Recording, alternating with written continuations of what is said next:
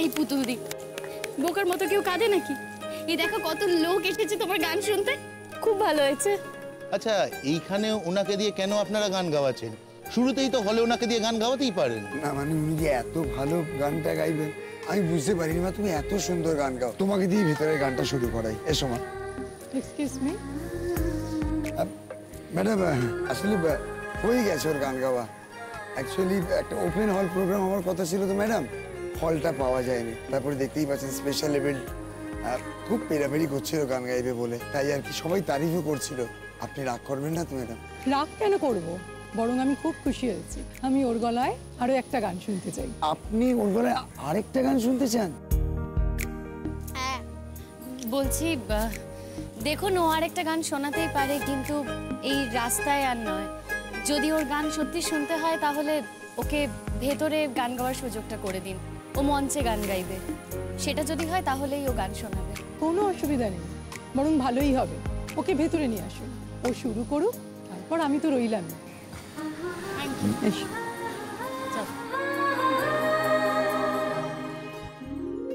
এখানে উপস্থিত প্রত্যেক দর্শকবৃন্দকে প্রীতি, শুভেচ্ছা ও অভিনন্দন।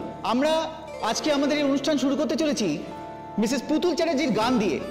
মিসেস চ্যাটার্জি, আপনি প্লিজ স্টেজে উপস্থিত হবেন।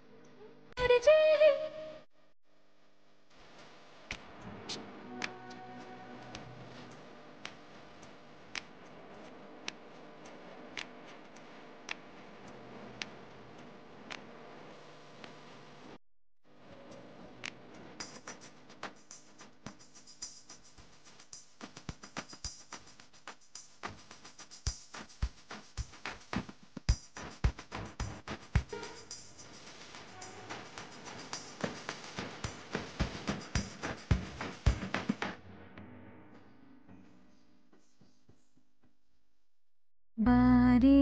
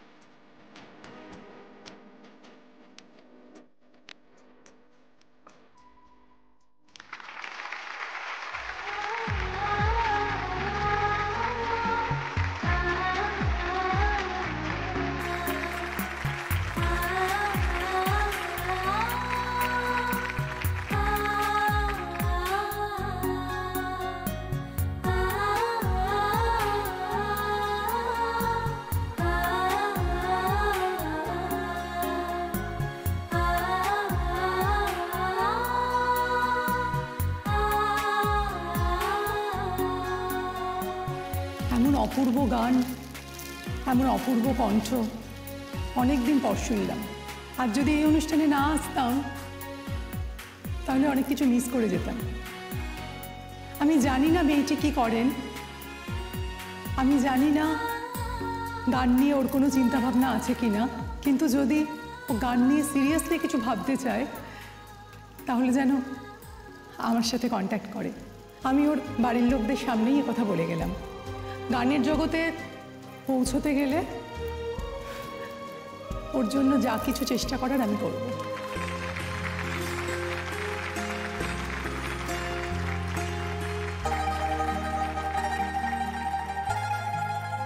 তুমি কিছু বলবে? আমি কি বলবো আর, আমি তো এখানে এসেছি, আমার স্বামী তো খুব অসুস্থ, তার চিকিৎসা করে তাকে সুস্থ করার জন্য আমি এখানে গান গাইতে এসেছি। তোমরা সবাই মিলে আমাকে আশীর্বাদ করো, হ্যাঁ, যাতে আমার স্বামী সুস্থ হয়ে যায়। হ্যাঁ, আমি আরও একটা কথা বলতে চাই, আপনারা আমার জন্য যে পারিশ্রমিক ধার্য করেছেন তার অর্ধেক টাকা আমি পুতুলের হাতে তুলে দিতে চাই।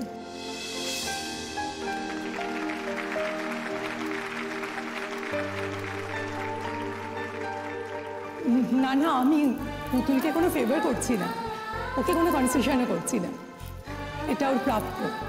আজ আমার একার এই স্টেজে পারফর্ম করার কথা ছিল, পুতুল এসে আমার সাথে আজ স্টেজ শেয়ার করেছে, তাই আমি যে টাকা পাবো ওরও সেই একই টাকা পাওয়া উচিত, তাই আমি এটা ওকে দিচ্ছি। ধরো। হ্যাঁ বাবু, নেবো, আমি টাকাটা নেবো। এই টাকাটা তোমার স্বামীর চিকিৎসার জন্য, কেমন? আর উনি ভালো হয়ে গেলে আমাকে একটু জানিও, আমি কিন্তু তোমাকে এত সহজে ছেড়ে দিচ্ছি না। তোমার ফোন নাম্বারটা দাও তো। আমার তো ফোন নম্বর নেই, আমার ফোন নেই তো আমি ফোন করতে পারি না তো। শিমুকে দেখছি। এই বউ, বউ এদিকে আয়। এই শিমুল। হ্যাঁ নমস্কার, বলছি অনেক ধন্যবাদ আপনাকে। ধন্যবাদ না, কৃতজ্ঞতা। সারা জীবন আপনার কথা মনে রাখবো।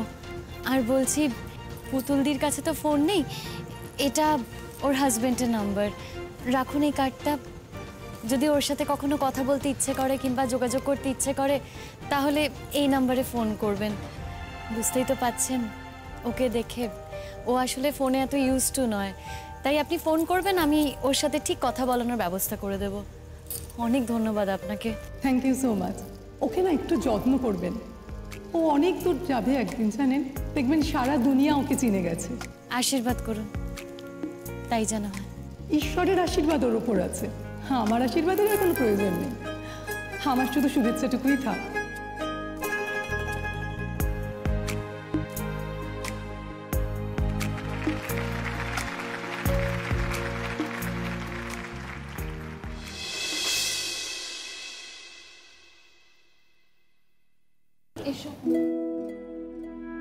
ওকে, হ্যাঁ, এত দেরি হলো? আজকে একটা ফাংশন ছিল মা, দিদি গেছিল ওখানে গান গাইতে। আমার চোখে না কি হয়েছে জানেন তো মা, আমি আজকে পামার জন্য তো গান গেয়েছি। হ্যাঁ, ওই গান যাচ্ছি, সবাই বলছে আমি নাকি খুবই পাওয়ার গান করেছি। হ্যাঁ, তারপর ওরা আমাকে অনেক টাকা দিয়েছে। এই যে বল, দেখ দেখো মাকে, দেখো কত টাকা দিয়েছে আমাকে। জানো তো মা, আমি ওই টাকা দিয়ে স্যারের চিকিৎসা করবো। হ্যাঁ, এই দেখো টাকা দিয়েছে, টাকা। ঠিক আছে মা, তোমার মেয়েকে দিয়ে গান গায়ে টাকা রোজগার করাচ্ছে, ও তো কিছুই বোঝে না। এই কত টাকা পেয়েছো তুমি দেখি? এসে পেয়েছো তো? আরে দাও তো দাদা। টাকা রোজগার করার নতুন মাধ্যম খুঁজে পেয়েছে তোমার লক্ষ্মীমন্ত বৌমা, দেখেছো তো মা? এই যে এখন দাদাইয়া কুচকাচালি শুরু করে দিয়েছে। এই এই তো কোন খাইতে কোনো কাজ নেই, তাই না? হ্যাঁ, এখন দাদাইয়া তো করে বলছিস কি করতে, তুই যা এখান থেকে। পুতুলদি, তুমি না বড্ড বোকা, কিচ্ছু বোঝো না। আমি জানি তোমার এত বুদ্ধিশুদ্ধি নেই, কিন্তু তুমি এটুকু তো বুঝবে যে যারা তোমার সাহায্য করছে তারা কিন্তু নিজেদের স্বার্থ দেখেই তোমার সাহায্য করছে। আমার চাকরি নেই, আমি এখন টাকা দিয়ে তোমায় সাহায্য করতে পারবো না, কিন্তু আমি না তোমায় ভাঙিয়ে ব্যবসা করতে চাই। আর কত টাকা পাচ্ছ তুমি গান গেয়ে? তোমার স্বামীর চিকিৎসা সেই টাকায় হবে তো? আর সেই সমস্ত টাকা তোমার কাছে পৌঁছবে তো? শোনো প্রতীক্ষা, বাড়ির সব ব্যাপারে না তোমার মাথা না গলালেও চলবে। ওই দেখো, আমি সোজা কথা বলে দিয়েছি, সোজা ভাবে বলে দিয়েছি, সত্যি কথা বলেছি। এখন ওনাদের সমস্যা হচ্ছে, আমাকে সব বিষয়ে মাথা গলাতে বারণ করা হচ্ছে। আচ্ছা প্রতীক্ষা, তুমি কি করে জানলে যে আমরা কোথায় কত টাকা সরিয়ে রেখেছি? তুমি কি করে জানলে যে আমরা হসপিটালে কত টাকা দিচ্ছি আর কত টাকা নিজেদের কাছে রেখে দিচ্ছি? কি করে জানলে তুমি এটা? একটা মেয়ে যে এত চেষ্টা করছে নিজের গুণ থেকে নিজের হাজব্যান্ডের জন্য এই কাজটা করার, গান গেয়ে রোজগার করে সে যদি নিজের স্বামীকে সুস্থ করে তোলে, তাতে কি অসুবিধা আছে? কার কি বলার আছে? কেন এসব বাজে বাজে কথাগুলো ঢোকাচ্ছ তুমি ওর মাথায়? তোমার কি আর কোনো কাজ নেই এখানে? কি তুমি রয়েছো ওই কাজটা করার জন্য? সোজা কথা বললে তো সবার গায়ে লাগবে।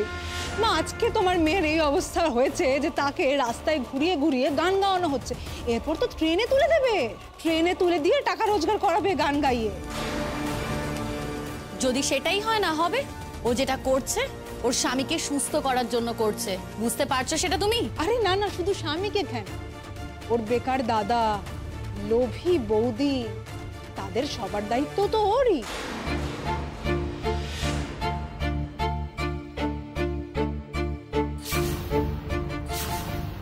আমি বলছিলাম যে না না, তোমরা এবার একটা কথা বলো দেখি আমায়।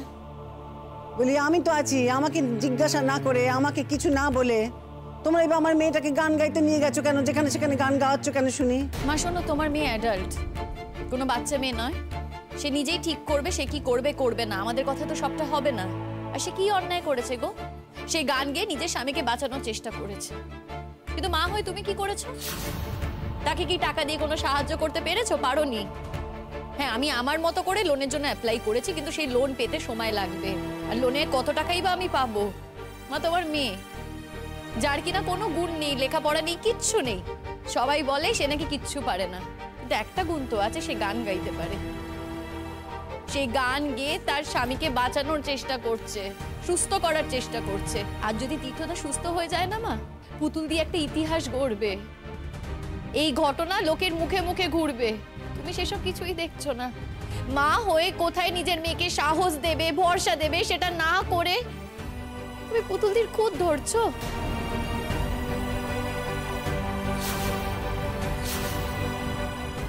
তাও কিনা এই প্রতীক্ষার কথায়। আচ্ছা, আমি একটা কথা বলো তো, তুমি কি পুরনো সবকিছু ভুলে গেছো? সব একটা সময় কিন্তু আমি তোমার পাশে ছিলাম না, ওই খারাপ দিনগুলো আমি তোমায় পার করেছি। তাহলে তো আজ আমি এই কথা বলতেই পারি যে সেই দিনগুলো তুমি আমাকে এক্সপ্লয়েট করেছো। কি বলতে পারি তো? উত্তর দাও। এক মিনিট, মা তোমায় এক্সপ্লয়েট করেনি, তুমি বরং গোটা পরিবারটাকে এক্সপ্লয়েট করছো। আর আমার শাশুড়ির সম্পর্কে তুমি যদি একটা বাজে কথা, একটা খারাপ কথা বলো না, আমার থেকে বাজে কেউ হবে না তোমার কাছে। দাঁড়াও দাঁড়াও দাঁড়াও, কি ব্যাপার বলো তো? মার থেকে যেন মাসির দরদটা একটু বেশি মনে হচ্ছে আমার। প্রতীক্ষা, তুমি ভুলে যেও না, আমি কিন্তু মায়েরই ছেলে। আমার কোথাও যেন মনে হচ্ছে আমার থেকেও মার প্রতি দরদটা তোমার আরো অনেক বেশি। হ্যাঁ, তা তো বটেই, আমার তো দরদ থাকবেই না। একজন বয়স্কা মানুষের একটা বাড়ি রয়েছে, আর তাকে ঠকিয়ে লুট করার জন্য তোমরা উঠে পড়ে লেগেছো। এমনকি তার অনুমতি পর্যন্ত না নিয়ে তার মেয়েকে তুমি নিয়ে গেছো রাস্তায় গান গাওয়াতে। ছি ছি ছি ছি ছি ছি। দেখে নিও মা, এবার থেকে কিন্তু এটা এইবারের রীতি হবে। হ্যাঁ, রোজ সকালবেলা পুতুল দিকে নিয়ে এরা বেরোবে রাস্তায় ঘাটে গান গাওয়াতে, তারপরে ট্রেনে তুলে দেবে, সেখানে পুতুল দি গান গাইবে। এরা দূর থেকে বসে দেখবে, নিজেরা পরিচয় দেবে না, অথচ সব ভোগ করবে। এরকম ঘটনা কিন্তু মা আজকাল আকছার ঘটছে। তোমার মেয়েকে দিয়ে রোজগার করাবে, বলবে যে চিকিৎসার জন্য টাকা তোলা হচ্ছে, স্বামী তো ওর বাঁচবে না।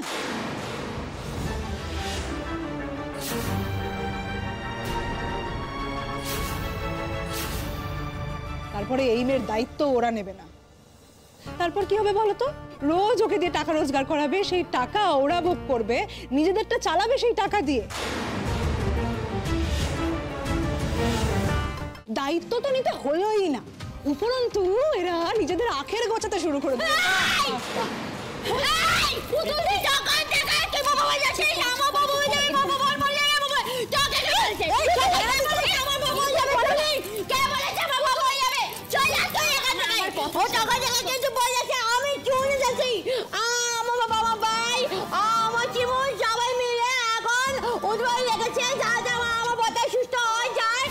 করবো আমি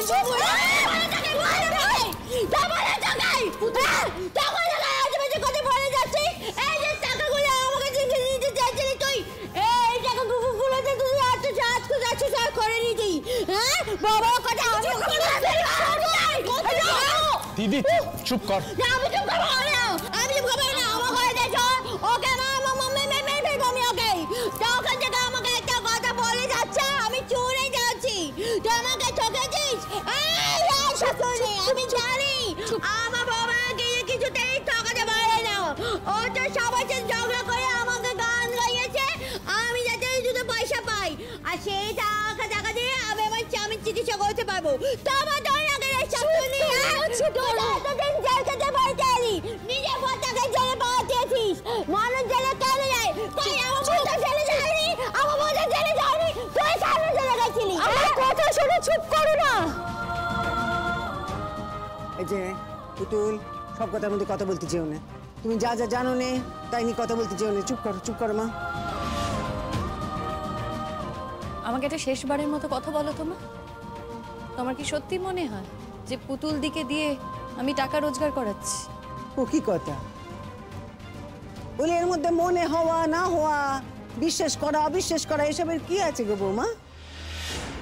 তোমরাই তো এসে বললে গো যে পুতুলকে দিয়ে তোমরা গান গাইয়েছো, তাইলে সেটা কেন করাচ্ছি মা বলো তুমি?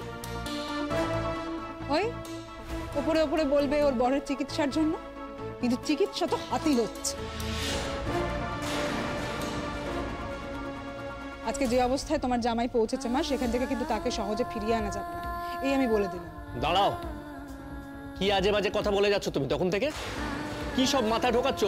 শোনো প্রতীক্ষা, এই যে আমার দিদি, ও উদয় আস্ত পরিশ্রম করছে কিভাবে ওর স্বামীকে বাঁচিয়ে আনা যায়। আমি শিমুল আমরা সবাই চেষ্টা করছি কিভাবে ফান্ড তোলা যায়।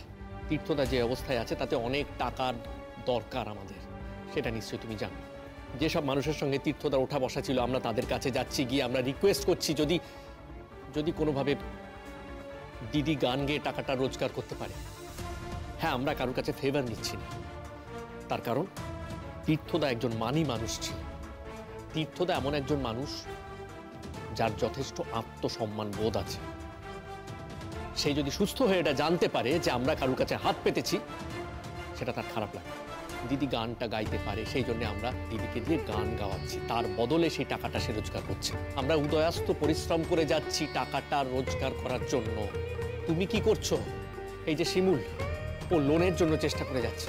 মা তোমাকে বলছি, এই অবস্থাতে তুমিও তো কিছু চেষ্টা করতে পারো। তুমি তো চেষ্টা করতে পারো যাতে এই বাড়িটা বন্ধক রাখা যায়। এই তো আসল কথা এসে গেছে দাদা। মা একদম না কিন্তু, হ্যাঁ তুমি যদি এই বাড়ি একবার হাতছাড়া করো তাহলে কিন্তু কোনোদিনও ফিরে পাবে না। গাছতলায় গিয়ে থাকতে হবে তোমাকে আজীবন। বাড়ি বন্ধক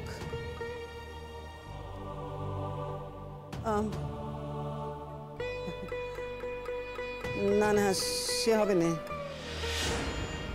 বাড়ি যদি বন্ধক রাখতে হয় না, তাহলে তো সবার আগে ওই তীর্থর দাদা আর তার বৌদি তাদের বাড়িখানা বন্ধক রাখা উচিত, তাই কিনা বল?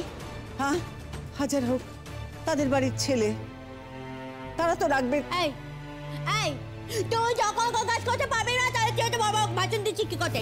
এত বাবা ভাষণ দিচ্ছিস কেন তুই? এখন দাদা তোর কথা আমি শুনবই না। তুই যখন কাজ করতে পারবি না তোকে কথাও বলতে হবে না। বউ যা বলবে আমি বউকে বিশ্বাস করবো, বউ যা বলবেন তাই করবো, ব্যাস। দাঁড়া পুতুল দি, আমাকে কথা বলতে দাও। মা পরিষ্কার করে উত্তর দাও, আমার দিকে তাকাও। মা তাকাও আমার দিকে, তাকিয়ে বলো আমাকে, আজ তুমি যেটা বলবে সেই কথাটা কিন্তু আমি মনে রাখবো মা।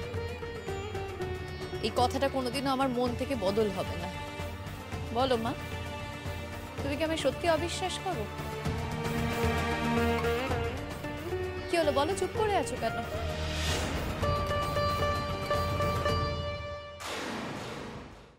মা ও বাবা, এটা আবার বলার কি আছে? এ তো কথা প্রসঙ্গে বোঝাই যাচ্ছে। আচ্ছা তোমাকে কি এবার বানিয়ে বানিয়ে ভেঙে ভেঙে বানান করে করে বলে বোঝাতে হবে? কেন বেশি কথা বলছো তুমি? দুজন মানুষ কথা বলছে, মাঝখানে কেন এসে তুমি কথা বলছো? আমার দিকে তেড়ে তেড়ে এসো না। আমি কিন্তু চাইলে এর এগেইনস্টে থানা পুলিশ করতে পারি। আচ্ছা তুমি কেন বলো তোর সাথে কথা বলো? হ্যাঁ, ও তোমার সম্মান নষ্ট করে দেবে, বুঝতে পারছো না তুমি? এইগুলো নিয়ে না অ্যালিগেশন তৈরি করবে, তোমাকে ফাঁসাবে, তাই তোমাকে বলছি তুমি চুপ করে থাকো, আমি সামলে নেব। আমি তো বলছি তোমাকে। মা, তুমি আমার কথার উত্তর দাও, তুমি কি আমি অবিশ্বাস করো? পরিবেশ পরিস্থিতি বদল হয়তো, কে জানে, তার সঙ্গে সঙ্গে হয়তো মানুষের মনেরও বদল হয়।